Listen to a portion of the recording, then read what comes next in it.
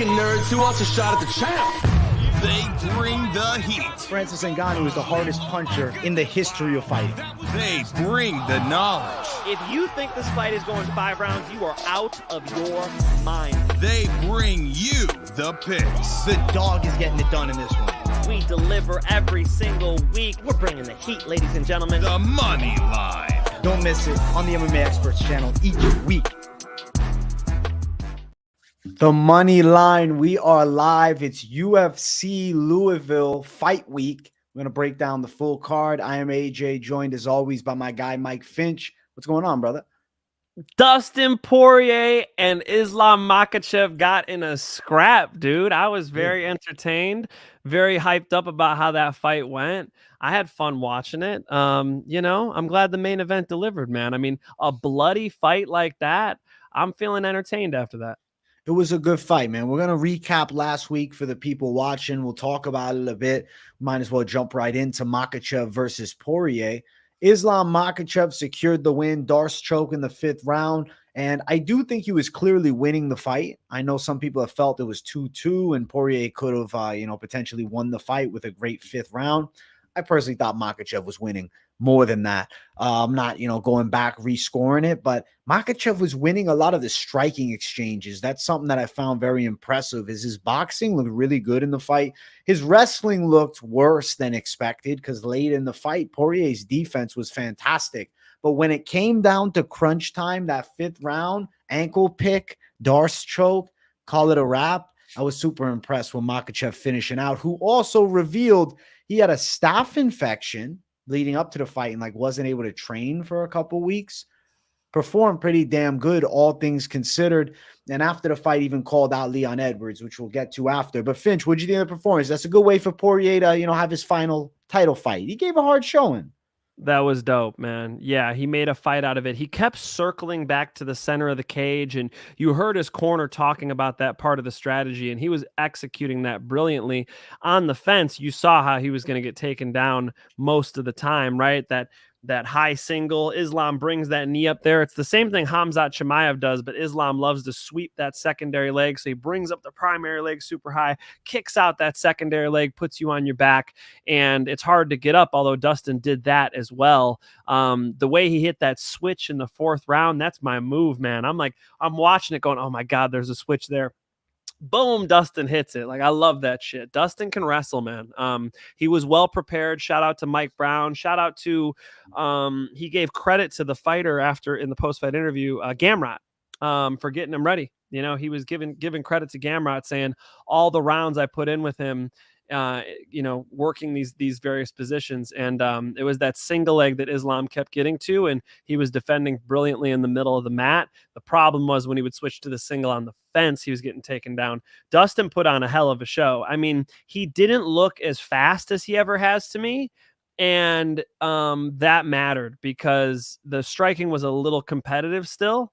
If you see watch Dustin when he's at his sharpest, that pop he really could have used. But you could say the same thing about Islam. Islam looked like he was feeling the fatigue a little bit after missing a couple takedowns. Definitely started, sort of having to go to 2nd and 3rd gear, kind of show us what he looks like through some adversity and show us how talented his grappling is, because you can call it an ankle pick, even though, I know everybody's calling it an ankle pick. It's not an ankle pick, but that it's like a sweep single, like the way he had his ankle and whipped it. Somebody could help us out with that. So some college wrestler help us out with that. It was beautiful the way he put him down. Ankle pick is usually you have your hand on the back of the head and then you grab the ankle, you pick it out from under the person. He had a single leg that Poirier was kicking out of, and he whipped him down. And then it just shows you how important it is to have a nasty front headlock. If you get the front headlock, you have the arteries right there. I mean, your arms are right around the prized possession, and he had a nice front headlock game. Won him the world title, defended the world title with it. So yeah, it was a cool fight for sure. Is there validity to the call out of Leon Edwards, assuming that he would beat Belal Muhammad? Is that the fight that you want to see next? Or is it the Sarukian fight? Oh, both of those are good. I mean, come on. Who doesn't want to see him and Leon Edwards? Who doesn't want to see him and Leon? Come on, man. That's what I think. That's got to be fun. Holland subs Edwards 100%. Huh? Which Huh? Edwards? Jocelyn Edwards? Which Edwards are we talking about? Thank you, Wadi, for the dono. I appreciate you, man. I saw your comment earlier. Thank you. You know, I brought back the series, Every Fight I Need to See Next, today. I dropped it a few hours ago. And the fight that I made for Makhachev is the Leon Edwards fight. I know a lot of people are interested in, you know, maybe the Sarukian fight. There's rumors of like in Abu Dhabi. But my argument for doing the fight against Leon Edwards is timing based. How I look at it, if Leon Edwards beats Bilal and then Makhachev is scheduled to fight Sarukian, let's say Shavkat Rakhmonov was next in line and he goes out potentially beating Leon Edwards, it becomes a weird situation because Rakhmonov at one point was coached by Khabib's father as well. So it's like, are they, you know, teams, like even though they're not on the same team right now, but there's a lot of history facing off against each other. Like, I don't know, you kind of would feel the same. It's not like often we see the, you know, Muslim top fighters wanting to fight each other. You know, Team Khabib doesn't necessarily want to fight somebody that at one point was, you know, coached by the father of him. So I thought that it don't work like that. You don't think work so? like that? Come on, They man. I don't know. Will Leon Edwards, if Leon Edwards loses to Shavkat, you think Islam's gonna go up fight Shavkat then? I guess that would be the fight. I don't know why I can't see it for some reason. I don't know if you see what I mean. Like, I don't know. In my brain, I'm trying to process it. Maybe in a defense. How do we get there? Because Leon's fighting Bilal. Then Leon beats Bilal. Arman Sarukian fights Makhachev. Makhachev beats Sarukian. Shavkat Rakhmonov fights against Leon at the end of the year, and then Shavkat beats him. And then, you know, maybe there's a lot of what ifs, bro. Yeah, a lot of what ifs. A lot of what ifs. It's what if central, man. Holy shit. These are hypotheticals, man. This is a presidential debate right here. I don't know. I just would say that I would like to see Islam versus Leon Edwards. I do believe that Islam versus Leon Edwards is a competitive, good fight. I mean, look at what Poirier was able to do. Leon Edwards' takedown defense on the fence is significantly better than Poirier's. Honestly, his ability to get out of single legs is really nice too. Leon looks like a pretty bad matchup for Islam at this point.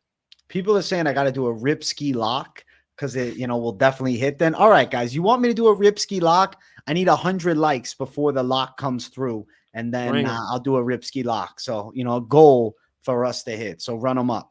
Dominic, we appreciate the dono. My guy, $5 went up 10 units on Saturday, mainly from AJ's picks, besides Rowe and Finch's inside info and Jay Edwards. Thanks, boys. Let's go, baby. Let's go. Dude, I should brag right away. I swept my fucking picks. Actually, Morono messed up that huge parlay I had. That's my but fault. But yeah. Beyond that, I mean, you know, all my locks were hitting. I mean, Jailton, Eileen Perez, Islam. I mean, all the way up and down, you know, all the way. I think I threw Kevin Holland in there, didn't I? I just read it to you before we went live. Yeah.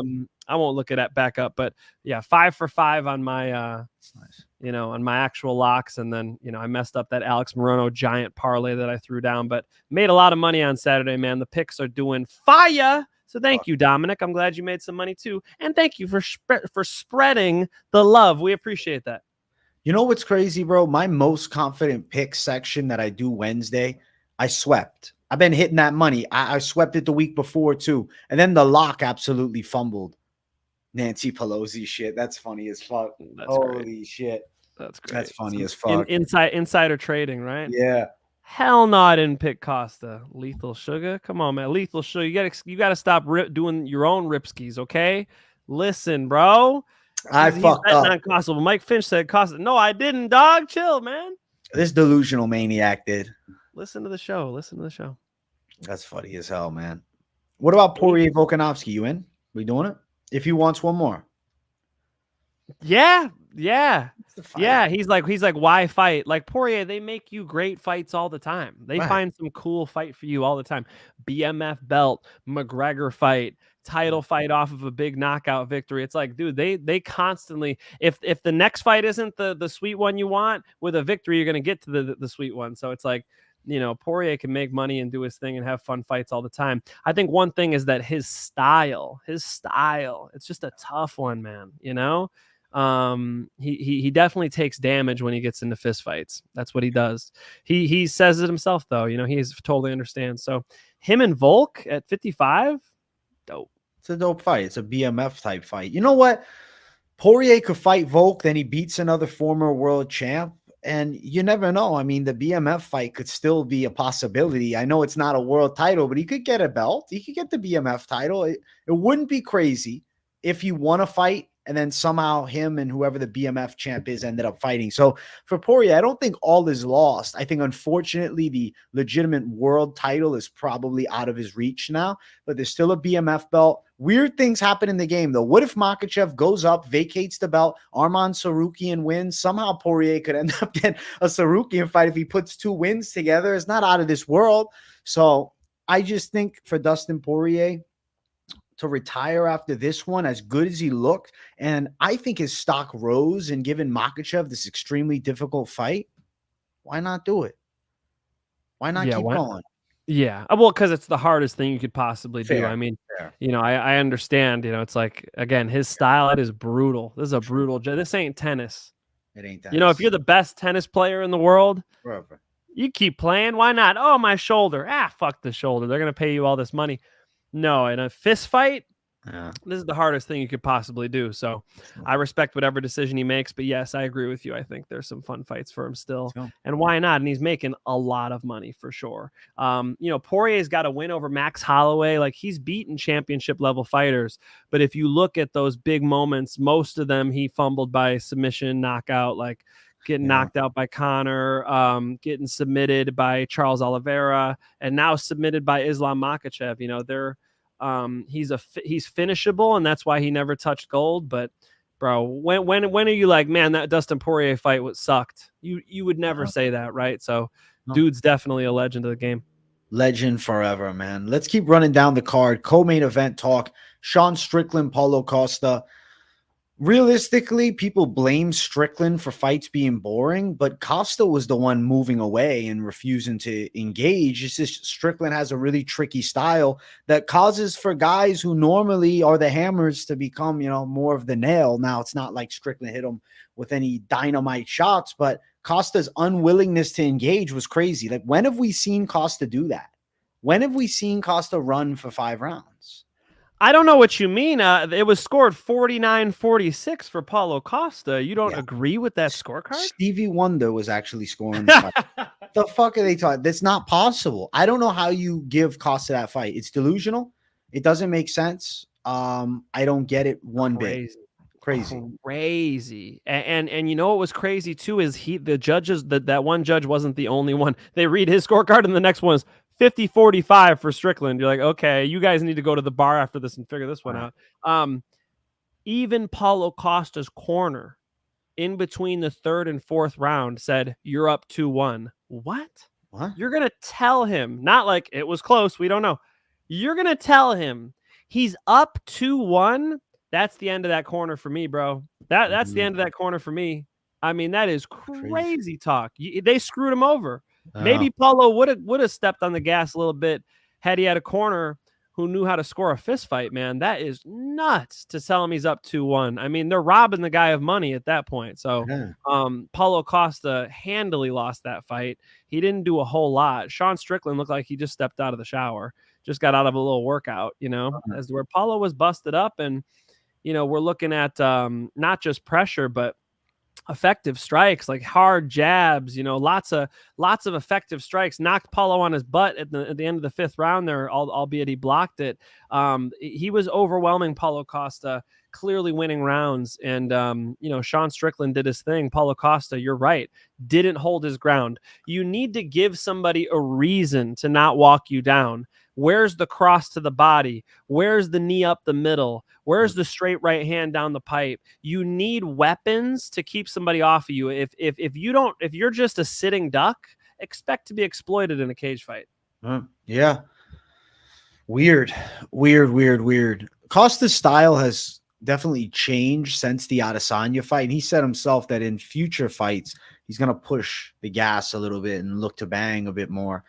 It has to happen. And bro, in the 5th round, he was running away. It didn't make sense. I was very confused. What do you think? You're up on the scorecards again, dude. His corner might have screwed him. I don't know. His corner did. The corner screwed him. It's just weird. I feel like for Paulo Costa, it's time that he fights backwards and defends his spot. Like I'm not thinking we're gonna give him another guy ranked at the top. Like, no, it's not that time. I think you have to look back and give him a fun fight. Let's do Michel Pereira and him. That's a sick fight, bro. Is he ready for Michel Pereira right now? I think that's a cool fight either way. Holy shit. All he is in is cool fights, you know? He might need to start further back than that. But yeah, you're right.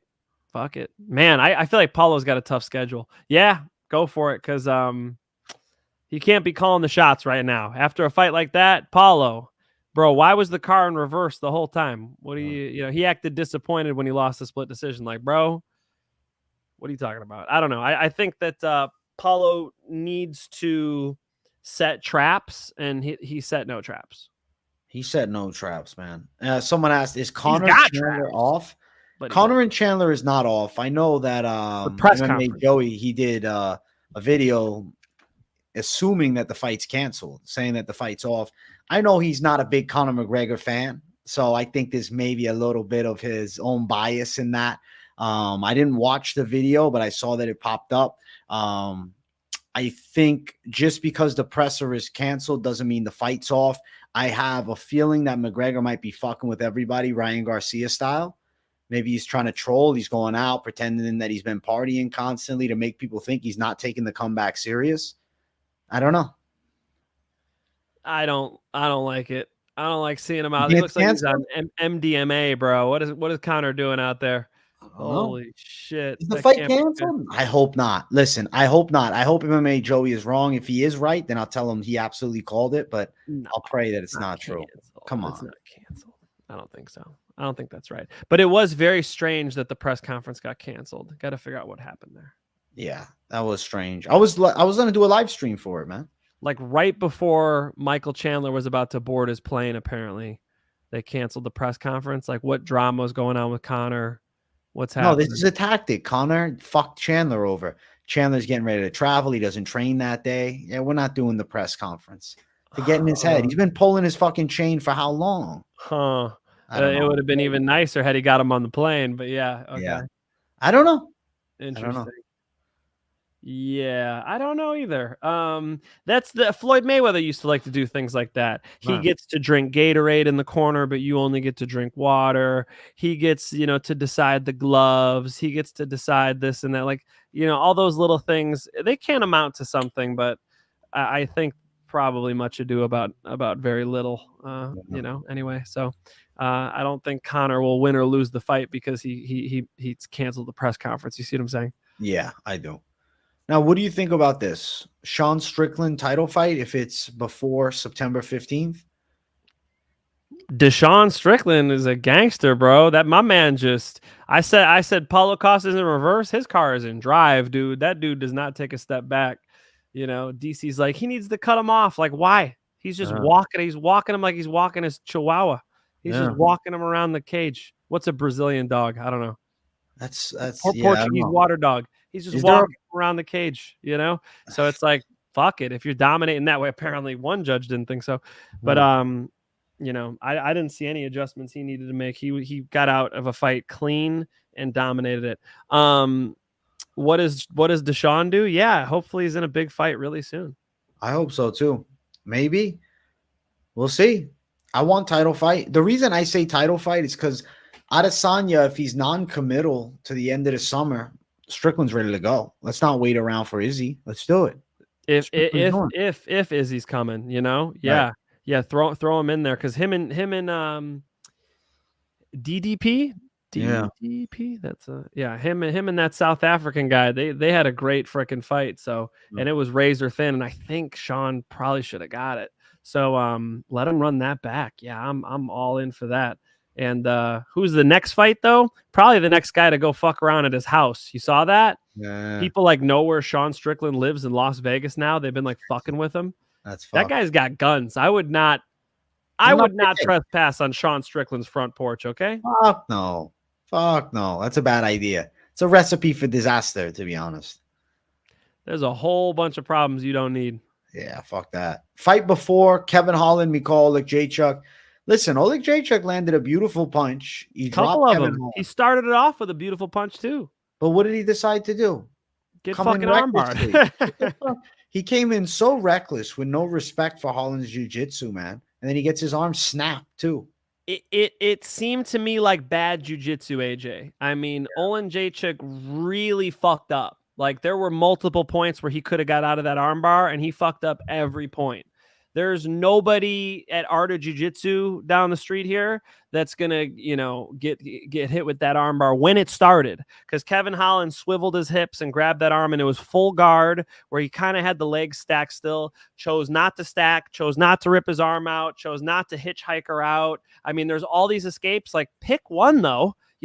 When you're being armbarred, you need constant mobility of your elbow. You can't just let it sit there. And that's what he did. He's like, well, maybe I could bicep curl this guy. Like, bro, what are you waiting for? Like, thumb down, start rolling. A great example, and a guy who's a lot better at armbars too. Craig Jones tried to armbar Gordon Ryan back in the day. And there's this highlight where Gordon, like, oh my God, what is Gordon doing? Learn from it. Nicky Rod has these highlights. They don't stop moving.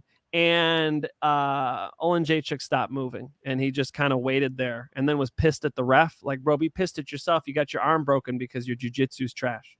Yeah. Olenjacek to beat KFC might be a good move. He'd do good in bare knuckle, though. Olenjacek's got hands on him.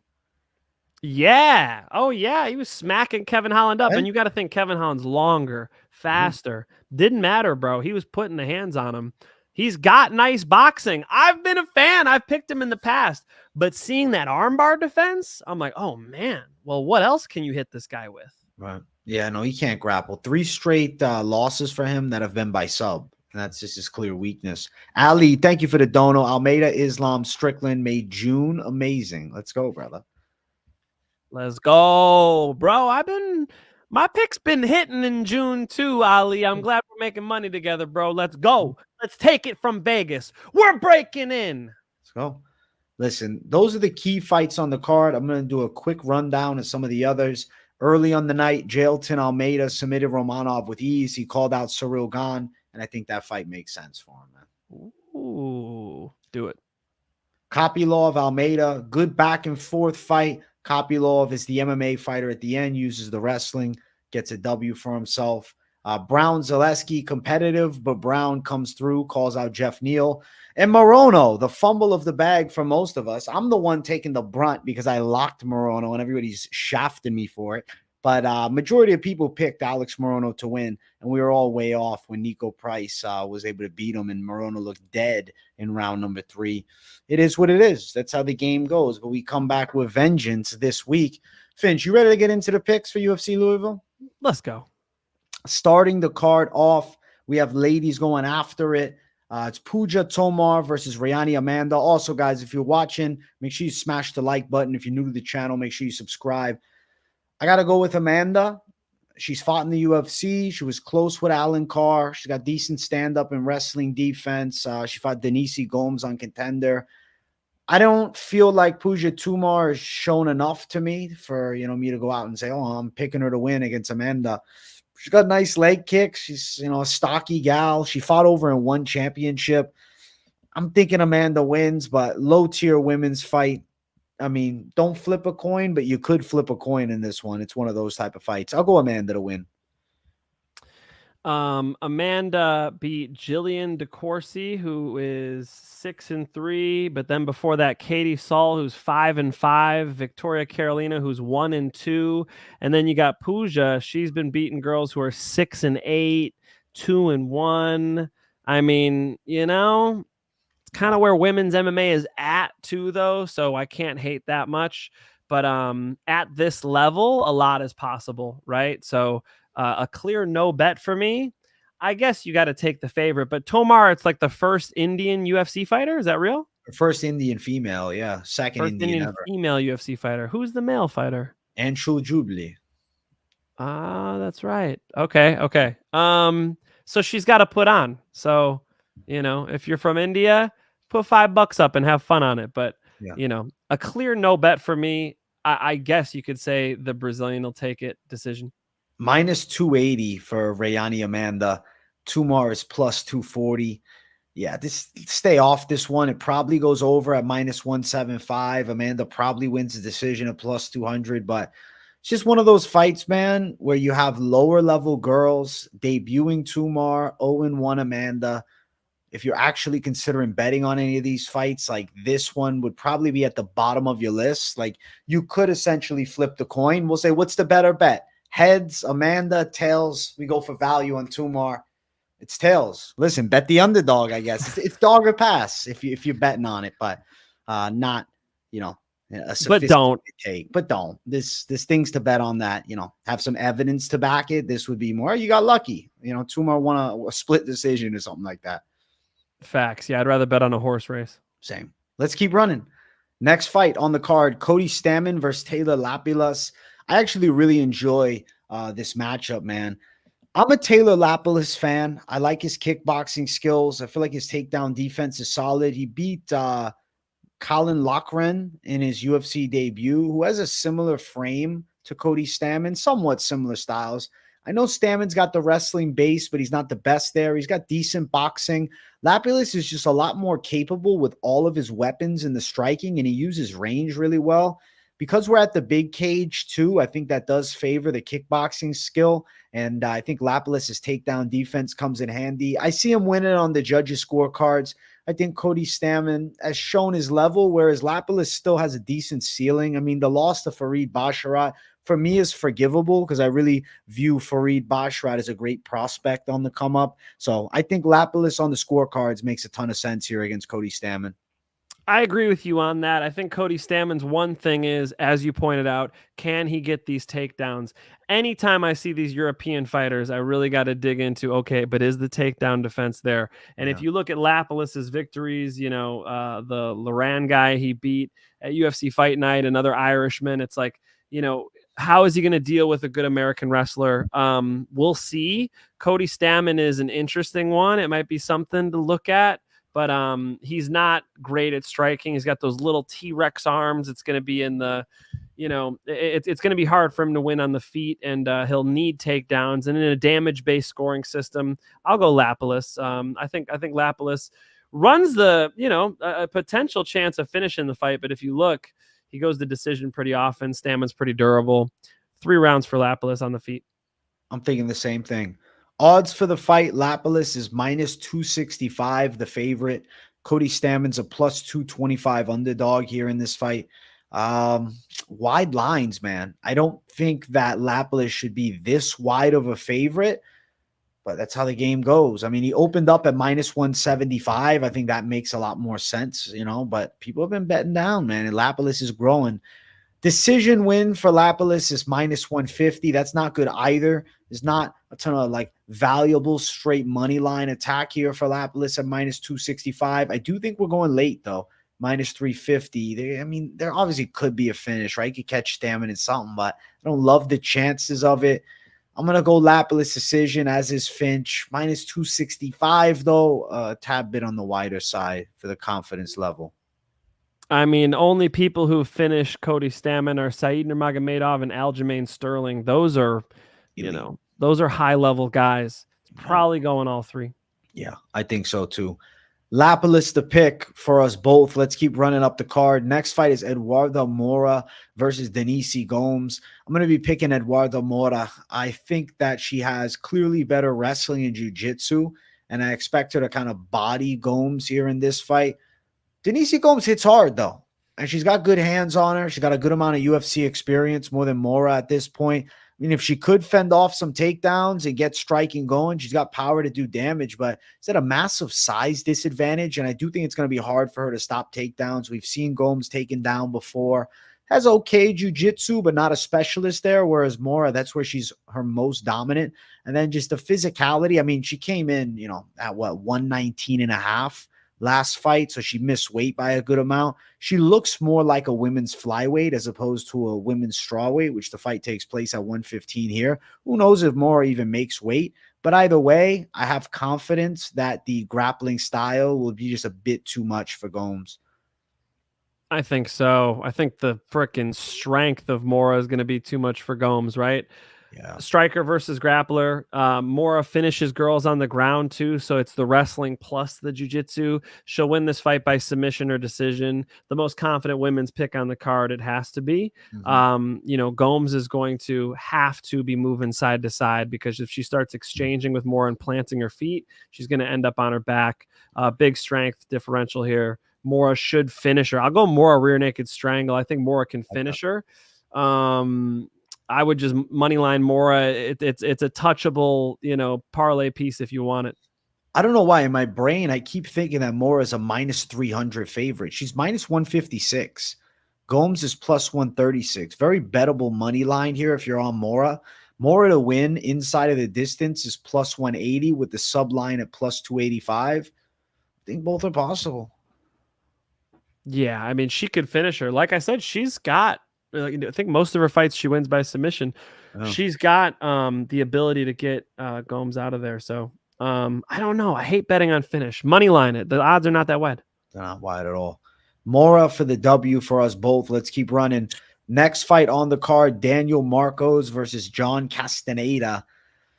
I'm going to go with the cleaner striking. That's funny as hell. You got insider info on this one. They're trying to get more, because I gave him the Jocelyn Edwards bit. So they're trying to get more out of me, AJ. You see that? With no dono, you think you're getting inside info? Get the fuck out of here. Get the fuck out. Get out of here, Instinct.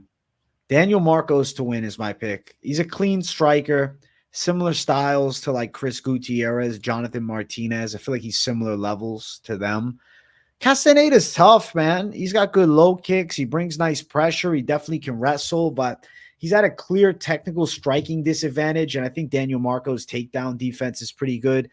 We saw Castañeda lose by knockout to Daniel Santos, Willie Cat, by knee. I could see Marcos threatening with the knee in this fight too. He could definitely get a KO, but normally Castañeda is pretty damn durable, so I'm going to favor the side of Marcos on the cards, but either way, Daniel Marcos to get the win is the official pick. Daniel Marcos looking clean, man. 15-0, a good striker, much more technically sound. Yes. You got to think that he's going to be able to dominate this fight. It's kind of teed up for him, man. He's had some canceled bouts and pullouts, right? And then the no contest with Corey Lang. I'm always fucking that name up. No, he's gonna get this done. Remember the close fight with Davey Grant? I mean, he's a good striker, and Marcos is durable. So I like Marcos in this one, even if Castañeda puts something on him. If Castañeda wants to go leg kicks with him, I think Marcos will do fine there. But probably a decision, right? Marcos decision. Hopefully this time he actually stays away from something close, though. He gets something that can add to the highlight reel in this fight. Pretty confident picking Marcos. Marcos is a -115 favorite. This fight is near even odds. Castañeda nice. -105. Very bettable money lines here. Nice. Fuck yeah. I like Marcos. He's even on some sites he's an underdog. So even fight odds wise, and we're both picking Marcos to win. I do think decision is likely. It's +165, but you got that good of a money line. Why chase the decision prop? Yeah, I mean, wins over Kang and Gaffarov are all right. Those were last year. It's not a bad thing. But Miles Johns, Eddie Wineland. I mean, big respect to Eddie Wineland, my former commentary partner at Hoosier Fight Club, HFC. Shout out to Eddie. But no, I think Marcos is a step up, man. I think he wins all 3 rounds. Same. Daniel Marcos for the win for Finch and I both. Let's keep running up the card. Next fight, we have Andrea Lee versus Montana De La Rosa. I'm going to go with Andrea Lee to win. I think she can get a decision, a gritty decision. I mean, bro, we got 12-9-1 De La Rosa versus 13-9 Andrea Lee. But it's a 13-9 against who, elite, right? Elite. She's fought great comp. Great competition and in some close ones. Yeah. Andrea Lee's grappling's decent too. She's not one-dimensional. I don't know. I never am impressed with Montana De La Rosa. I know she's a bit younger, but I still think Andrea Lee can win a competitive decision. I'm gonna pick Andrea Lee here. Andrea Lee here too. The records you can compare, but the competition, I really like. Mike how Finch just froze on us. I thought he was joking around. Am I here? Am I good? AI Finch, we can't hear you, Finch. I'm gone. You can't hear me right now. You're back. You're back. Oh shit. Wow, nothing happens on my end, so Listen, I'm paying attention. Don't worry. let me know. Let me know. If Let I freeze up, you just tell me because I can hear you fine. Good. Andrea Lee, man, she's fought better competition in closer fights. She's going to be able to win the grappling exchanges here. It's time for her to get back on the winning streak. Tell me this is even odds. Minus 138, Andrea Lee, plus 118, Montana De La Rosa. I wouldn't mind a little ladies parlay. Little Lee and the Brazilian girl. Moura. Yeah, that might be interesting. A little ladies parlay for you guys. All you guys saying women's fights aren't bettable. We'll probably see another example of that. But hey, I might go for it, man. I like Lee here.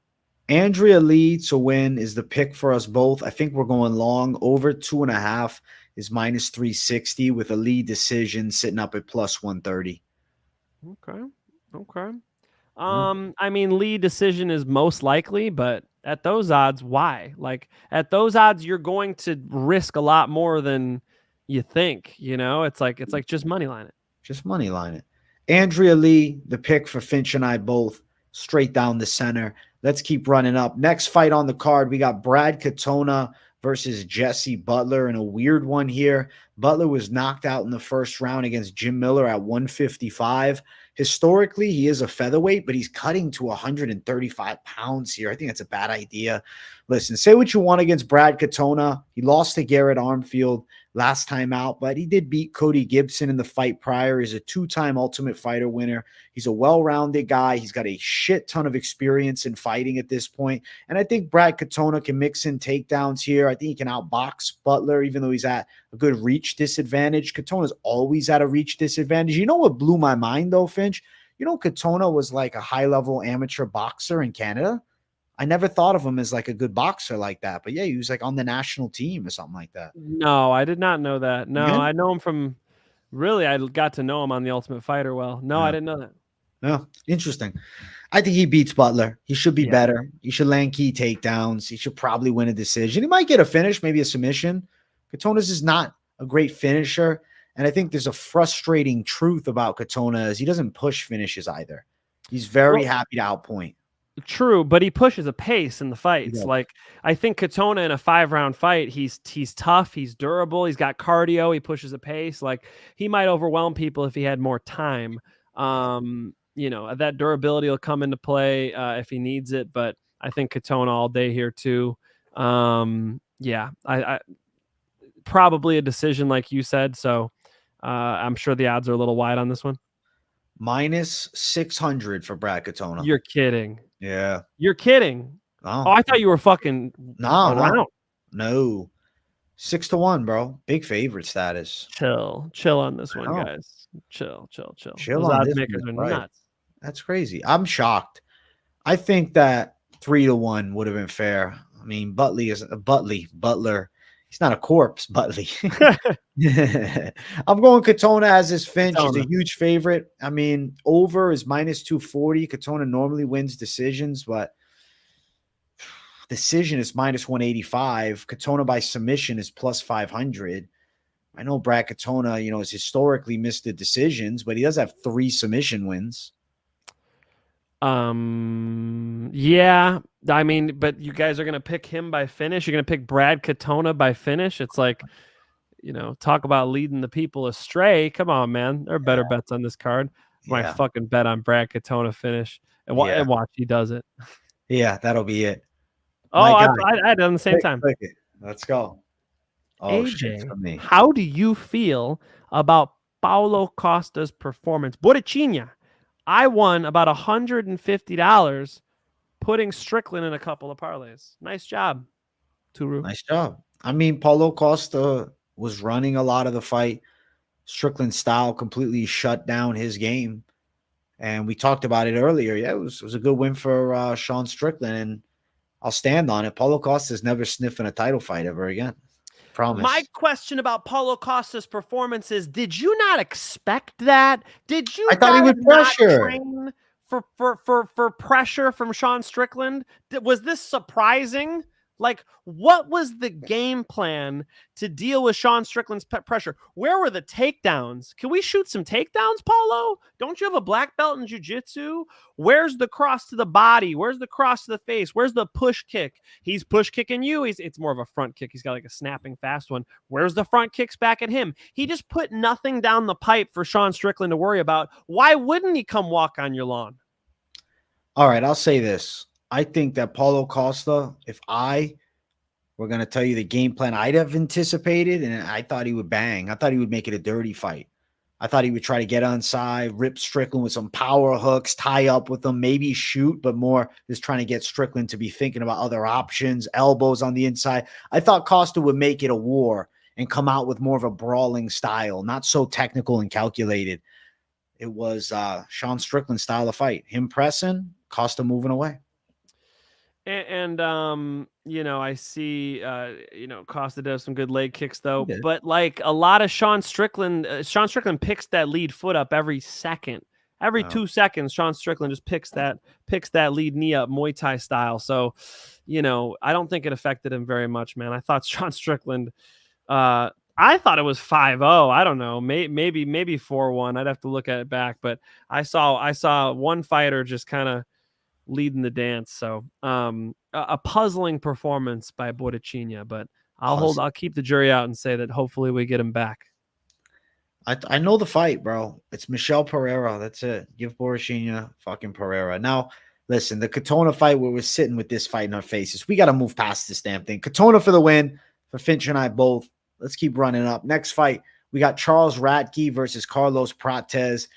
Listen, Finch, I'm going to let you talk about it first because I know you're excited. You go. Uh-oh. Is he going to pick against my boy? My fucking guy? All right. I was talking to Charlie Radtke this past week, and I sent Can't get him on the show. What the hell's going on? I know I'm fucking up. Not your fault. Not your fault. Hopefully he comes on soon. We haven't had a guest in a minute. We kind of. I know. Remember we were having like key guests. We were getting like high-level guests. We were the guys. Imagine now we had fucking some big names on. People would go crazy with how many viewers we got. I think I might need to. But they got, we got to set a time scale aside, like after the main event. Charlie Radtke will come on for sure. He's been on my show. He's on my YouTube channel. So Charlie Radtke has this weapon, and I know because I've trained with him. And he told me to not tell anybody. So, okay, I won't tell anybody what the weapon is, but I believe the weapon's going to work perfectly in this fight. Everybody's been seeing the left hook. Everybody knows about the left hook, but Prates is going to be competitive with him on the feet. Prates has a tattoo on his chest that says Muay Thai. Like Prates is ready to go on the feet. And so there are other tools that Charlie Radtke has that could throw a striker off. And I'd like to see him dust one of those off in this fight. So let's say that Charlie Radtke finishes him by submission. I'm gonna join Mike Finch, man. We're on the same side. I think he can beat Prates. Prates has good Muay Thai, but long, slim, and I think there to be out grappled by somebody with the physicality and grappling skill set of Radtke, man. I think Radtke's a very good underdog. Radtke is a plus 195 favorite. Everybody's on fucking Prates. My God. And then Prates minus 230 as the favorite. Did I say Radtke the favorite? I meant as the underdog. Plus 195 dog, Radtke. Radtke by sub is plus 800. Listen, bro. We're team Radtke here. Prates is good. Prates is good straights. He's doing okay with Trevin Giles. He's not overly impressive. I just think that Radtke's physicality is a problem. And it's not like Radtke isn't a good boxer. I mean, he destroyed Urbina last time. It was a pretty good kickboxer and long. And Prates too, and correct me if you think I'm wrong on this, Finch, but he's really just not physically impressive in the slightest. And he's 30, right? Like to me, if Prates was 25, I would assume he has a higher ceiling. But the fact that he is 30 years old, he's almost 31, like now would be prime time. And I don't think he has the skill set to keep on running it up, man. I think Radtke's going to body him. I don't mind that he's 30, but I do notice that Charlie Radtke's stronger than ever. And if you guys pay attention to the strength and conditioning he's doing, it's so MMA based. He's not like, you ever see Nate Diaz work out? He's like bench pressing at the Planet Fitness down the street. You're never like, what seen the fuck kind of MMA workouts is this? The guys just jog and bike and swim and get in shape that way. That's funny. And spar a lot, probably too much. As to where Charlie's doing very, very, performance-based things that are going to keep him explosive in these fights. And, you started seeing it in his last fight. I think, was he an underdog last time too? I gave out Charlie Radtke. Some of you guys made cash on that. And the underdog's going to strike again. These motherfuckers haven't found out. He's going to hit these takedowns. I believe in Charlie Radtke here big time. And somebody said, hold up. Somebody said I'm biased. I'm not. Well, Who said it? I'm a little biased. It's in the chat here somewhere. Somebody said I was biased. That is my guy. Charlie Radtke's my fucking guy. Charlie Radtke to win, man. I think he can pull through. We're going Charlie Radtke win via submission for both of us. He's going to upset Prates and surprise a lot of people. Let's keep running. Next fight on the card is Thiago Moisés versus Ľudovít Klein in our featured prelim. I fucking love this fight. I'm going with Ľudovít Klein. I think he's surging in the right direction and showing improvements. He does have pretty stellar takedown defense. Moving up to 155 was definitely great for him because 145, I think he was just cutting way too much weight. We know what Moisés is going to look to do. I believe he needs this fight on the floor. Now, Moisés isn't a horrible striker, but I think Klein is a lot more impressive with his Muay Thai. And I also think Ľudovít Klein has an athleticism advantage on Thiago Moisés. I can see Klein hurting Moisés. I could see Klein potentially knocking Moisés out. When I was looking at Moisés's last few wins, I was thinking about it. I'm like, man, win over Mitch Ramirez is not a huge W. Melquizio Costa, Christos Yagos, those 3 wins are not stellar. Now, losses haven't been awful. Benoit Saint-Denis, Yoel Alvarez, Islam Makhachev. So decent opposition in the L's. Ľudovít Klein beat Ignacio Bahamondes, who's surging up the ranks and is definitely a contender that people are looking out for. And then he fought AJ Cunningham, who was, completely outmatched in the fight. Ľudovít still has to prove himself against this, next tier of opposition. I think he can beat Thiago Moisés, though. So I'm going to go with Ľudovít here. I guess so. Yeah, I liked your breakdown better than the one I'm about to give you. I mean, Ľudovít Klein's good. I just felt like staying away from this fight. You think Thiago Moisés is done? What are you saying, bro? No. I'm not saying he should retire after this one. I'm just saying Thiago Moisés, I think, could lose in a close fight with Klein, or he could get caught and knocked out. I think Klein's pretty good. I don't know. Ľudovít Klein, I think at the very least, physically, he has the potential to emerge in the top 15. Like, I see that potential on him. I don't think Thiago Moisés at this point has the abilities to necessarily get back up there. I think Klein can win. Hard fight. The Ignacio Bahamondes fight was pretty impressive to me because Ignacio's, a solid striker, and him being able to win that one was incredible. Ľudovít Klein's better. Thiago Moisés might need a takedown to win, and I don't know if he'll get it. So Ľudovít Klein makes sense here, Moneyline. Ľudovít Klein down the center would be the bet. -128, so you have great odds. +108 from Moisés as the dog. Pretty much 50-50 odds-wise fight. We'll go Klein. I think he wins a decision, man. Or a knockouts live, too. Either or. Moneyline, though. Moneyline. They're both fresh. 29. Yeah, both young. Moneyline, and it might be a little parlay piece, but yeah, it'll be Thiago Moisés might need takedowns to win the fight, and so Ľudovít Klein, he's getting to be a bit of a veteran now. He's had some UFC experience. I think he's ready. This fight makes sense for him. I like your pick. Let's go. Let's keep running. Main card opener. If you guys haven't yet, make sure you smash the likes. And if we hit 100 likes before the lock of the night, I'll do a pre-lock ripski to make sure my head is straight for that one. Let's start it off with this. It's Punahele Soriano versus Miguel Baeza. But Miguel Baeza, 2 years off. Soriano emerging in a new weight class here, going down to 170. I'm going to pick Miguel Baeza, but I'm going to cautiously pick him because he has shown a lot of vulnerabilities to big punches. He's a little bit, what is the word? I don't want to use chinny, though. I don't think he's necessarily chinny, but he does tend to freeze up a bit when combinations land on him, and he has slight durability issues per se. Hasn't fought in 2 years though, and I know he's working his ass off in the training room, and the skill set has always looked good. Like, bro, I always believed in Bieza's good skill. I'm like, he's got the potential to go far. The way he takes punches isn't great, and I don't think he has great head movement. The thing with Punahele Soriano is he's very simple with his style. He's got a big overhand left. He's a southpaw. Big overhand left. He throws hard hooks. He's going to come forward. Dustin Stoltzfus boxed him up, or rather kickboxed him up last time and then submitted him.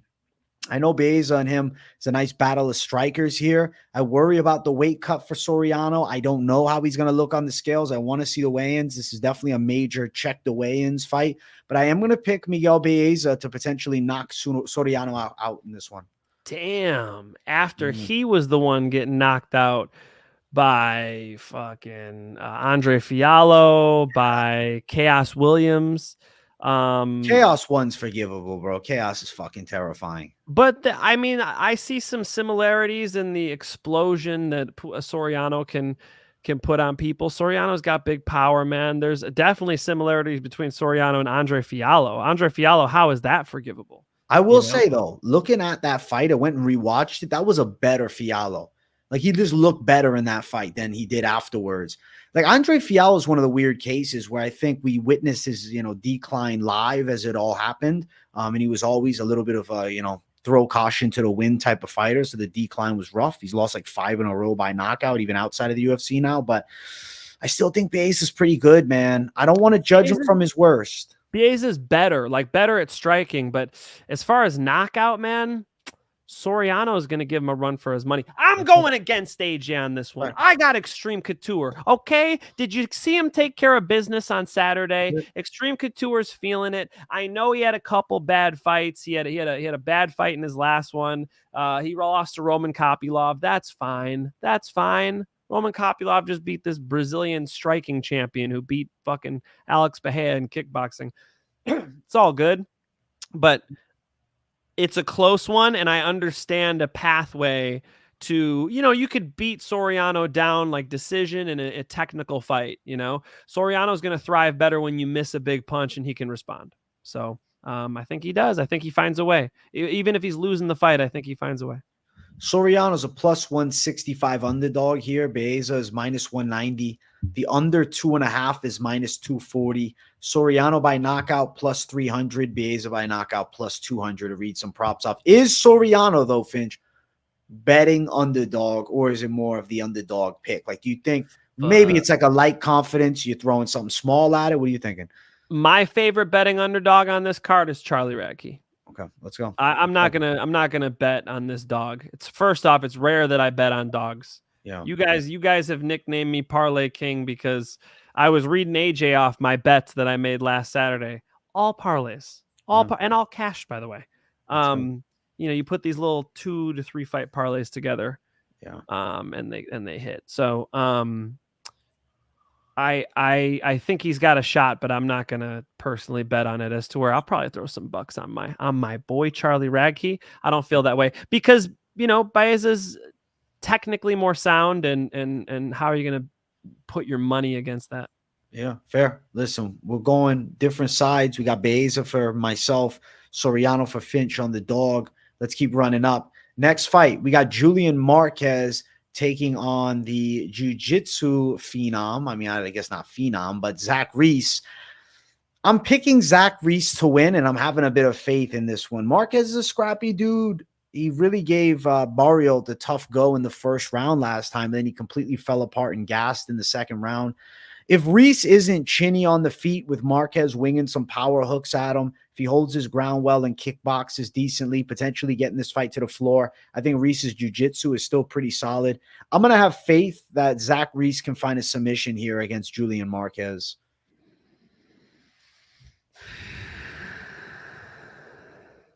Yeah, how are you going to bet on Julian Marquez, Right. Yeah, you really can't. He'll get into some rough, bloody fight, but you can't really bet on him. So yeah, give me Zach Reese, and Zach Reese's reliability is higher to me. You kind of can figure the performance he's going to put out. The loss to Cody Brundage, no big deal. Let's pick him, but does he? I think he has a chance to get in a firefight with Marquez and knock him out. So there's definitely a pathway for him to win by KO here. Fuck it, I picked a lot of decisions on this card. Let's go with Reese KO. Reese KO. I respect the Reese KO. He's got good kickbox. He could land something up high. He's an underdog at plus 109. Marquez, the minus 129 favorite. The fight going under 1.5 is minus 155. And under 2.5 would be a lot better, I think. Submission for Reese, plus 375. Knockout is plus 265. I think it's a violent fight. I do think somebody's going to end up getting finished here. Finch and I are going to go for the Reese side. Slight underdog, but still, he's 0-1 in the UFC. He got slammed by Brundage last time out. And Marquez, stopped by Marc-Andre Barrialt, stopped by Gregory Rodriguez. RoboCop. Yeah, you got to think that Reese is going to get this finish. So let's go for it. Knockout, folks. Let's go. Finch and I going Reese. We're on the dog in this one. Let's keep running up. Next fight on the card, Bruno Ferreira versus Dustin Stoltzfus. I'm going with Bruno Ferreira, man. I think that his style is going to make Stoltzfus so uncomfortable. I've seen a couple of people that are thinking Stoltzfus might have the goods for Ferreira, but I don't think he does well with bullying pressure. And on top of that, Stoltzfus, a little bit hittable and stiff with his kickboxing. It's good technique, but the chin is there to be ripped by a power striker like Ferreira, who's going to be walking him down. And Ferreira also has good grappling too. He's got solid takedown defense. His one fumble in his career is Rizzy Boyev catching him with the perfect straight shot and putting his lights out. But in his UFC debut, he chinned RoboCop Gregory Rodriguez. I think he can beat Stoltzfus up, man. I think he's going to bully Stoltzfus. I think he's going to knock him out in the first round. Sheesh. That's his style, right? Yeah. I mean, he is a lightning fast striker who can finish quickly. Yeah, count me a Bruno Ferreira fan. I think Bruno Ferreira can put Stoltzfus out. This is the level where he performs like really well, and I don't think he'll be too nervous getting in there. I think he's going to let his hands go. And we'll see a solid performance, head kick or something crazy. Yeah, I could see him blitzing him, dude. Let's pick another knockout. Bruno Ferreira is like one of the most fun fighters to watch in the UFC. Right now, he's a minus 275 favorite with Stoltzfus as a plus 220 dog. But I feel pretty good about Ferreira coming through via knockout. I don't have a prop officially for knockout just yet, but when I do, I'll let you guys know. Some people are on the 3-1 dog against this kid. That's interesting. Ferreira's a monster, man. It's just Stoltzfus is okay, but he's like too tentative almost for a bully like Ferreira. I don't know, man. This one I'm breaking it down. If I saw these two squaring off, they're gonna street fight. I'm going Ferreira to dust them, and I think the same thing happens in the cage. Ferreira's vicious. He's just more vicious, and it's only a 3-round fight. You got to go Ferreira. Ferreira. R's in Portuguese are H's. Hoist Gracie. Get with it, AJ. Ferreira. Let me hear it. Ferreira. Ferreira. Bruno. Ferreira sounds good, though. Ferreira. It's like a Ferrari. Ferreira. But my man is from Brazil, bro. I got to give him his respect. All right. Ferreira for the knockout over Dustin Stoltzfus. And he's a big favorite, but it is what it is for Finch and I both. Let's go. Let's get to the featured bout. Featured bout of the night. Raul Rosas Jr. versus Ricky Turcios. My confidence has grown in Rosas Jr. simply seeing how Christian Rodriguez has performed. It's not a bad loss for an 18-year-old at the time when they fought. Now Rosas is 19. But Ricky Turcios, okay jiu-jitsu, but very willing to accept bottom position. Okay stand-up, but not much power. I know Rosas is the young kid here, but I think he's going to throw Turcios around for 3 rounds and probably work him by a unanimous decision, man. Maybe finds a finish, but I definitely think he can dominate and win a decision. Yeah, big physical strength difference here, which is funny when you're talking about a 19-year-old, but he fights like Hamzat. That was the problem against Christian Edwards, is that he lays on the gas pedal in the first round and then he's tired, So in this fight, it's going to work for him because Turcios is dangerous on the feet and is going to throw off of his back, but kind of goes with the flow of the fight. You can bully him a little bit, and he's in there with a real bully. I mean, I think that Rosas Jr. is going to get on top, land some elbows, get to some dominant positions, control. I like him in a decision here. Let's go. Decision win, Rosas Jr. for Finch and I. He's a minus 220 favorite. I actually think that tag makes sense. Tercios plus 185. Rosas by decision is plus 175 here, but money line minus 220, a tad wide, more of a parlayable call as opposed to a straight down the center money line. I think Rosas still has good potential in the game, and I don't think Ricky Tercios is the guy to beat him. Tercios folds a little bit. He's tough. Yeah. He stays in fights, but he's like a Nate Diaz where it's like he's just gonna kind of, you could take him down if you want to, and he's gonna start throwing punches off of his back. Mentally, he'll stay in it, but I think Rosas Jr. is gonna get to the spots he wants to be in this fight. You got to think he takes this on the scorecards, man. So Rosas Jr. wouldn't be shocked to see Rosas finish this thing too. Yeah, Rosas for the W. Finch and I both calling him. Let's keep running. Next fight on the card, co-main event of the evening. It's Dominic Reyes versus Dustin Jacoby. Finch, I wanted to pick Dominic Reyes really bad. I tried to. I'm going to go Jacoby, man. I feel like Reyes is potentially washed completely. He's taken so much damage. 4 straight losses. 3 straight knockout losses. He got brutally folded by Ryan Spann in the last one. And Jacoby is a former Glory kickboxer. And even though his loss to Alonzo Menafield maybe didn't age great, something about Jacoby that I like is his grit, man. In this one, actually, I was scrolling on Instagram to see what Jacoby's been up to. And I went to the Menafield fight, and right after he put a post out, I felt like everything was coming together, but I'm going to be back better. I think with Reyes, unfortunately, he's already tasted the pinnacle, right? He almost beat John Jones. Jacoby is unfortunately that gatekeeper / journeyman right there, breaking into the top 10, but never quite good enough for it. And I think the grit that he has will be too much, man. He probably ends up knocking Reyes out, using some hands, even though Jacoby isn't a great, I guess he's got some power. Take that back. He's got 2 straight of his wins by knockout. He knocked out Dawoon Jung. He knocked out Nzetchukwu. Jacoby can put it together, and Dominic Reyes is susceptible as hell to damage, and at this point has taken enormous amounts of damage, man. And I just don't know where his head's at. I don't know where his body's at, but I do know Dustin Jacoby's a hard out for him. Dustin Jacoby's, hard out in general, and his Muay Thai experience will come into play. He's been in there with big, powerful dudes like Alonzo Menafield, so the physicality of Dominic Reyes. Dominic Reyes is like 6'4". He could box well. I mean, there's a pathway for him to get back, man. There's a pathway for him to win this fight. I just looked 3-1 dog. Like, damn, Vegas. Like, he's the better fighter, but a lot of the internet, you guys call it chinny. People are chinny. Like, I don't like the idea of Dominic Reyes getting cracked in the jaw. I don't, especially after those last couple. Now, it's important to point out that was against great competition. I mean, Dominic Reyes was fighting John Jones, Jan Blachowicz, and Yuri Prohaska before that last Ryan Spann fight. So, yeah, Ryan Spann, hot and cold. A lot of cold, actually, but definitely is dangerous, And then Yuri Prohaska, Jan Blachowicz, and John Jones. Like, okay, we're talking about the champs. I just named 3 champions, know? So, does Dominic Reyes deserve to be a 3-1 dog? I don't know. It'd be nice to be able to be in camp with him, see how he's sparring, see how he's doing. It's completely possible that he outclasses Jacoby here. 34 years of age, he ain't out of it. For a light heavyweight, that's not that bad. Am I crazy for going for him?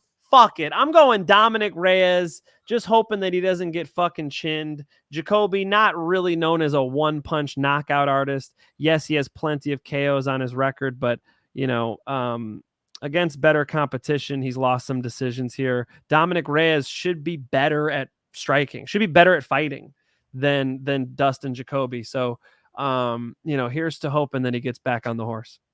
Reyes is currently a plus 190 underdog, so not quite 3-1 at the moment, with Jacoby as a minus 225 favorite. And Jacoby knockout's only plus 120, man. You think Reyes is going to knock him out? Nah, decision. Okay. Decision. He probably stays kind of safe, boxes with him, keeps it a little cleaner. All right. Probably does okay in the clinch. Wouldn't be crazy to see him trying to be an MMA fighter and go for a takedown or something, but yeah, he's got a pathway to win, and it's been how long since that Spann fight? That was over a year and a half ago. So year and a half off. He could bounce back against Jacoby. It's possible. Year and a half off, though. Fuck. I don't know. I'm not betting on Dominic Reyes, just so you guys know. Be careful. Yeah. Be careful. Listen, it's a respectable pick, bro. I think you got balls for it, and I think it's a nice call, because if it does come to fruition, it would be nice to see Reyes get things going again. Because, I mean, he did give John Jones nearly a loss. A lot of people felt that he won against John Jones, and then the downfall has just been fucking crazy. I just worry that he's given all he can have to the game, and I just don't know if his body's responding the same. And I feel 34. like Jacoby's tough. 34, but he's taking a lot of damage. I mean, how many careers did Overeem have? How many careers did, I can't write him off. I think some people are writing him off. I don't write him off. All right. Respect. I'm going to go Jacoby, Finch on Reyes. He's thinking he gets it back going. Let's jump to our main event of the evening. If you guys have not yet, make sure you smash the likes. And if you're new, subscribe. If during the live stream we hit 100 likes, I guess right before the lock section, so you better hurry it up. I'll rip it up right before the lock to really finalize my call. Let's talk the main event. Jared Cannonier versus Nasruddin Imavov. I'm picking Jared Cannonier, my brother. I think Cannonier finishes fights better than Imavov as far as in that 5th round. He's going to have more pop and sting to him. He's explosive with clean shots. I know he's 40, but I really think Jared Cannonier is fit, in shape, and can still give these guys at the top trouble. I think Imavov's very good, but not the same as Jared Cannonier's skill set. I think he doesn't have the same power. He's got the kicking skills, but he doesn't have the hands. I think that Cannonier is faster than him. I think Cannonier is more explosive. If somebody's on their back, I think it'd be Imavov on his back with Cannonier on top. I think Jared Cannonier wins a decision, maybe 49-46. I could see Imavov winning the first round. Then as Cannonier warms up, it all comes together nicely, and he ends up dropping some hammers on Imavov. Could knock him out late too, but I'm thinking decision win. I think Cannonier will win the fight over the course of the 5 rounds, and I definitely think he's winning that 5th round. That's a major round in this fight. Early rounds could be close, but I think that the championship rounds is where Cannonier is going to shine, and I'm going Jared Cannonier. Big cage. You know that for a fact? Mm-hmm. Okay. Big cage, Imavov all day in this matchup, because Imavov is so much lighter on his feet. Jared Cannonier can fight somebody who's flatter on his feet, like a Marvin Vettori, or somebody who's going to stand in front of him a little bit. But you said better with his hands. I mean, it's not great. He's not a very clean, technical, set traps type striker, as to where Imavov, I like the light bounce. I like the movement. I like the ability to go to the body with the legs. Cannonier is going to be hard pressed to take Imavov down. And Imavov's been 5 rounds now. I think he starts taking this fight over. I do think Imavov wins 4 out of 5 rounds in this thing and ends up taking it on the scorecards. Jared Cannonier's durable. He can get into a fist fight, but you kind of know where he is. He's pretty flat in there. He's not like elusive, and Imavov is far more elusive. So for defensive purposes, right? Both of them have some offense. Jared Cannonier hits harder. I totally agree, but you got to land first. I don't think he lands very well on Imavov. I think Imavov starts running away with this thing, and Jared Cannonier gets a little damage accumulated. His knees stomped back a little bit. Imavov's the type of guy to attack the whole body too, as where Jared Cannonier can headhunt sometimes. I think he'll be out there headhunting a little bit. I think he's going to get his legs taken out from under him. Imavov will start low, work his way up, and by the 5th round, he'll be running away with this thing. Give me Nasruddin Imavov by decision. -125 for Imavov. Cannonier +105 is the dog.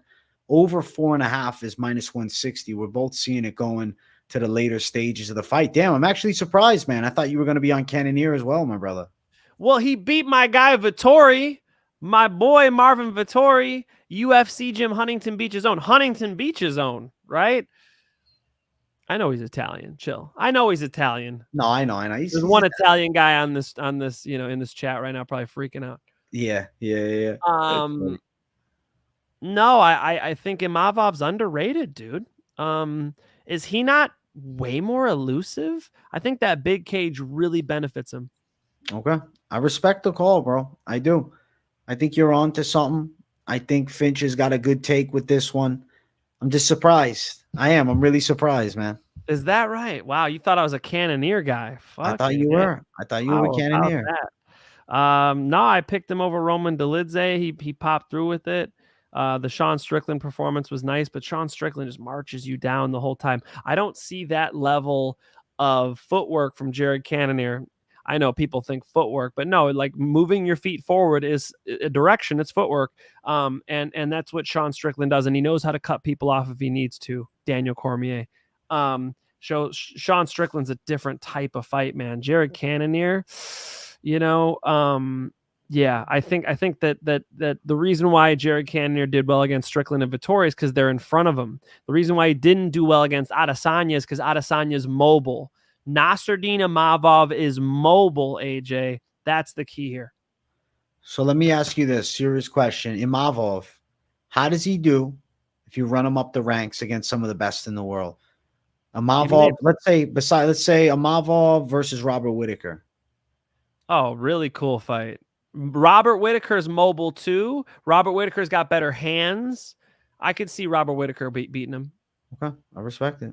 Listen, I respect the call. We're on opposite sides. So you think Imavov could be a world title challenger soon, bro? Yeah. He's gonna pull it off. Let's see. All right. Yeah, All right. Nasruddin Imavov has better legs than Jared Cannonier. It's just his in and out movement, his ability to time shots. He's more dynamic. He attacks the legs better. Just I think fairly wide differential in the technique gap, and I think you'll see on Saturday. All right, Finch, man, going against me in the main event. Listen, that's what's up, bro. I'm glad we got some disagreement here. You know what time it is, Finch? It's time for the lock of the night.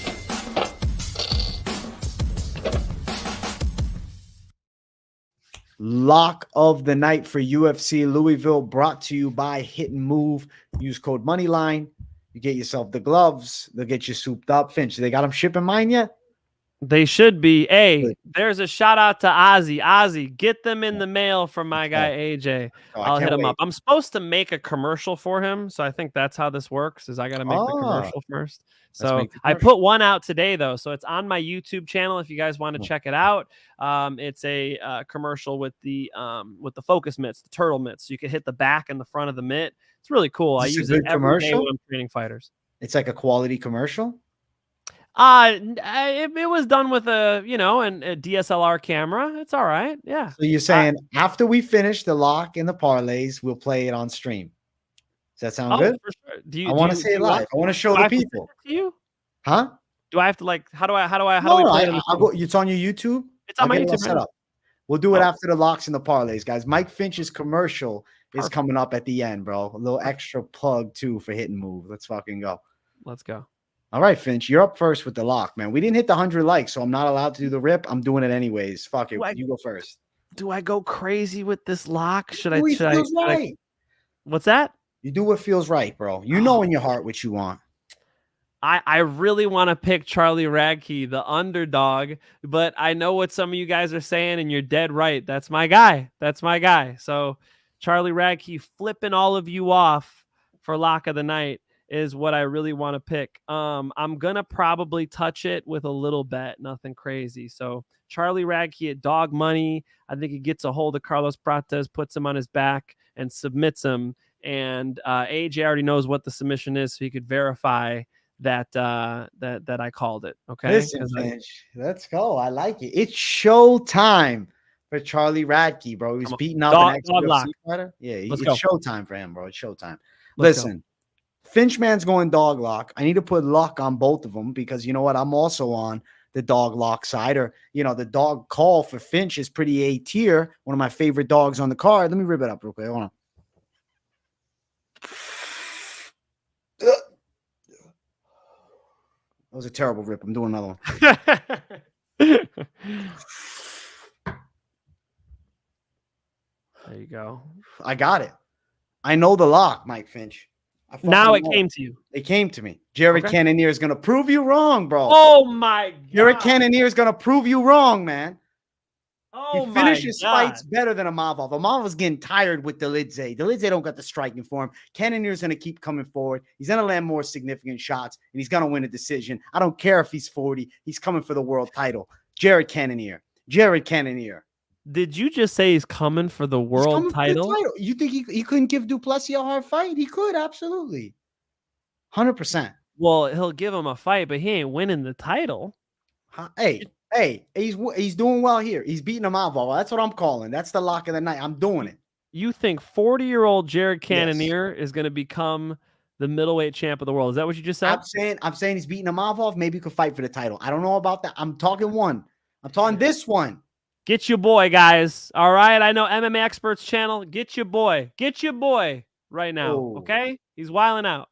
Listen, I'm bringing a savage lock as is Finch. I'm going to have the most confident pick section. Everybody can shit on the locks all they want.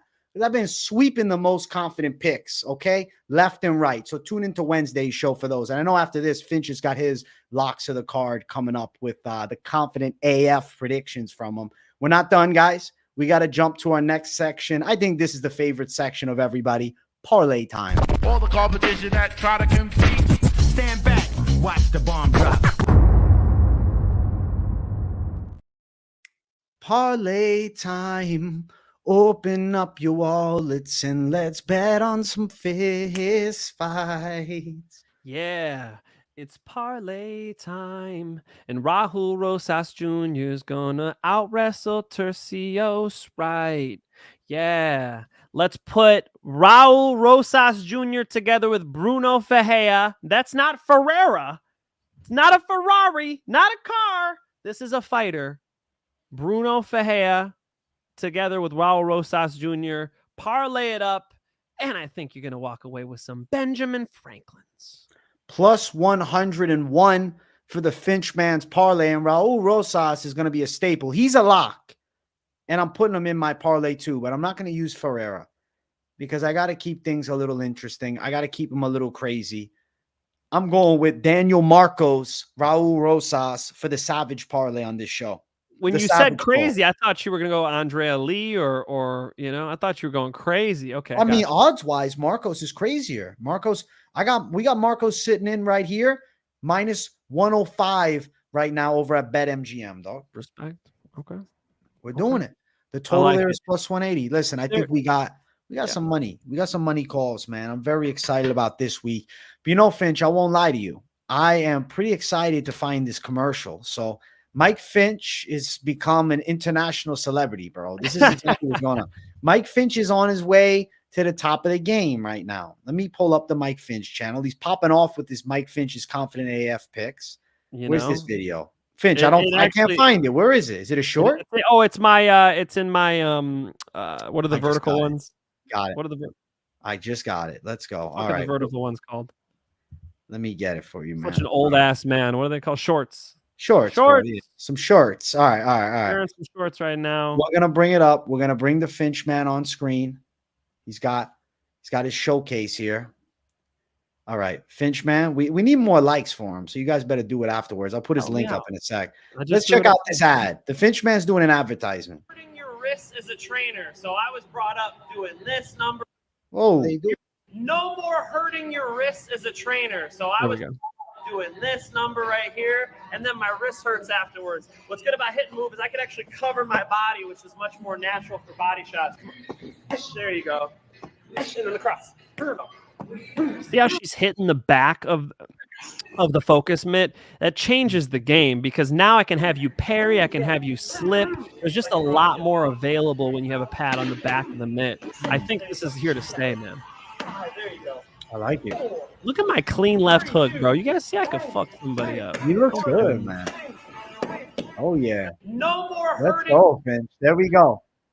There's the Finch man showcase. And by the way, I've been training her for like 3 weeks or something, and she's already got a little bit of kickboxing there. So Yeah. big shout out to Mackenzie for shooting that with me. Big shout out to my guy Cam Jam for shooting that with me. And the biggest shout out, of course, is to the sponsor of the show, Hit and Move. Use promo code Moneyline, get yourself 15% off. Help us out, help you out. It's the gear I use every single day. Let's go. Mike Finch bringing you guys the heat actually after this one. So I'm going to put the Mike Finch show link up in chat. If I can, I don't know why I can't figure it out. What the hell's going on? I'm going through the 5 locks, and I've been hitting them 5 for 5 over and over again. We did it for UFC 300. A bunch of you guys just made money on UFC 302. We're going to keep the train rolling with this here fight night. So 5 most confident fights. I'll go through them. I'll also talk about that main event. And, you know, we talked about Strickland and Costa too, but I'm going to go a little deeper into Poirier and Islam. Appreciate you guys coming to hang out. I'll do it right away. AJ always slaps together a thumbnail in 2 seconds, and then we jump on. Let's go. Guys, check out the Finch, man. If you're not subscribed, you're missing out. He's doing confident AF predictions following this show.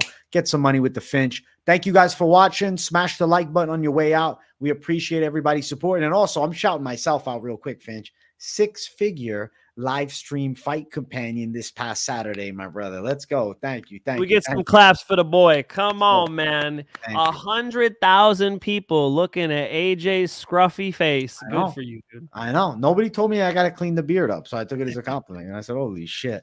Thank you, bro. We appreciate you all. Keep on tuning in. I'll see you guys tomorrow. But Finch, man, we'll see you in a few minutes. Peace, everybody.